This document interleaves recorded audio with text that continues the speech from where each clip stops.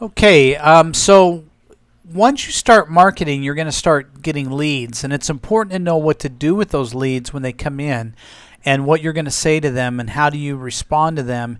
And this is where most people have the most challenging and difficult time. Um, and you don't have to have a challenging, difficult time. You could have fun with this and actually make it a very enjoyable experience. The thing that makes the difference, though, is knowing what to do. And I think it's that unknown and that fear that keeps so many people not liking the fact that you need to call back leads. And some people that don't mind it will say, I'll call them all day long. I don't care. But they've already learned these principles and some of the psychology behind calling. And so I want to talk a little bit about that today and help you understand what to do when these leads come in. And I'm in no way trying to tell you this is a better method than what you use. And if you have something that works, stick with it. But for some of you that don't or haven't had much experience calling on leads, hopefully this will help you put it into perspective and understand what to do in that process. To start out, I want to just frame in two individuals. One is the guy, they both get the exact same leads. One guy calls the leads and says these are awesome leads and he closes deals. The other guy calls the leads and say these leads are terrible and they were worthless, I want my money back, whatever the case may be. And we've seen both sides, both of these type of people out in the world. And if the same leads are going to the same people and one is having one experience and the other one's having another experience, then it makes you wonder what's different. And I think the answer lies in the lead's only as good as the person who calls it. And what I mean by that is it really takes you preparing yourself to get on that phone and know exactly what to say and do. That'll make all the difference between that lead being good or that lead being bad. And it really falls on your shoulders to improve that.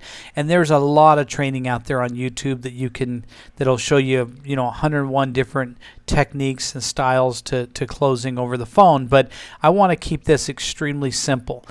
Number one, I'm going to just put it out there. Don't overcook the chicken. Okay?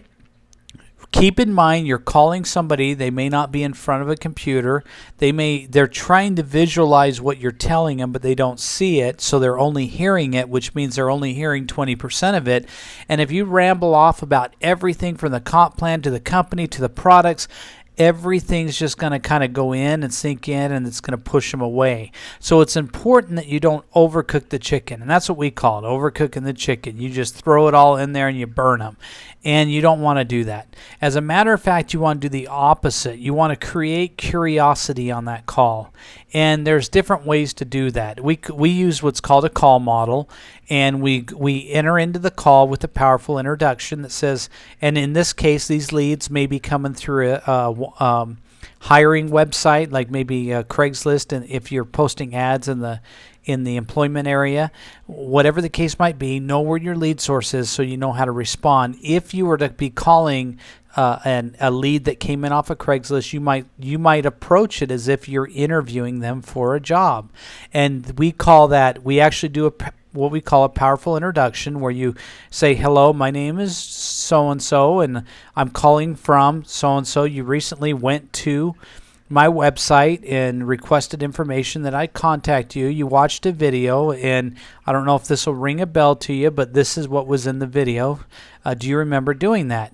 And when you basically are reminding them about the video. Most of them may say, yeah, I saw it. Some of them may click on multiple videos and don't know which one was yours. But either way, the next thing you want to do is go into what's called open-ended probing. And open-ended probing means that you're asking them questions that's not yes or no questions. So tell me a little bit about it. Are you out there? Explain, you can go in there and ask them questions. Explain to me exactly what you were looking for online in a job. Are you currently looking for something that you can work out of your house doing? And if so, what would be your ideal type of work, and give them a chance to respond and talk to you. And if you can make each question that you ask an open-ended question, that's going to create a friendship and a communication between the two of you, and it'll make it a much more enjoyable conversation. And just remember to stay away from the yes or no questions.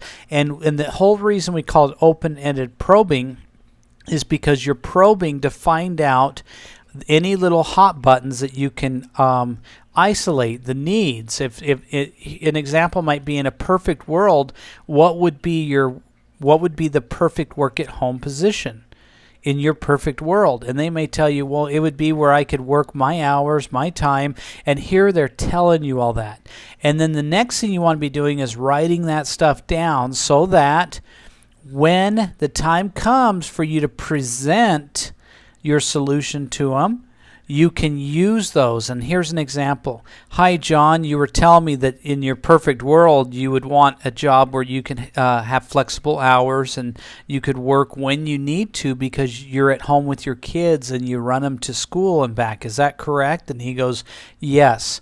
And that's the first thing you want to say, is that correct? And let them say yes. And then that's going to lead you down to the very next step, which is going to be where you go in and present to them the solution to their problems, which is your opportunity. Well, you know, John, I completely understand where you're coming from. And have I got some great news for you? We actually have a program that you can work out of your house doing. And what I would like, in exactly along the lines of what you're looking for, and what I would like to do is have you log on the internet right now and watch a short video with me about it. Now, this is where in the past, we would try to explain it to them over the phone, and this is what I changed in my presentations. I now take them online, and I commit them to watch a video with me on the phone with them, and I let them watch that video because they can visually feel it, hear it, see it, and let the emotions of it take over. And then at the end of that video, I go right back to that open-ended probing questions I asked, like, see how you could work at home and how great that would be? Imagine what it would mean to your family if you could do that. What would that mean to you? And if you could build the income you want, what exactly would you do with the money with it? And get them thinking along those lines. And then that at the very end of that, that's where you close them and you're going to say, let's get started today. It's very simple to set up with this program, and then assure them that you're going to be there after the sell or the commitment. I'm going to be here to help you. I'm assigned to you to help you, and I will be your coach, your mentor, whatever that might be, and help you through the process of getting you up to speed on this and getting you your first paycheck. And so that's where you then take them directly to your sign up page and commit them. And almost always they will never tell you their biggest problem or their biggest objection until you have committed them to the sell. And until you say, put your credit card in and get started, will they tell you the true issues that are facing them. And it might be financial. They may not have the money, or they may not have a credit card to put it on. And then you can start resolving those concerns and working up solutions for those. So you need to be prepared to know what your solutions are for each one of those circumstances that you may come up on it. And so that is basically the call model. I don't want it to overwhelm you and scare you. You could do as simple as, hey, I've got you on the phone.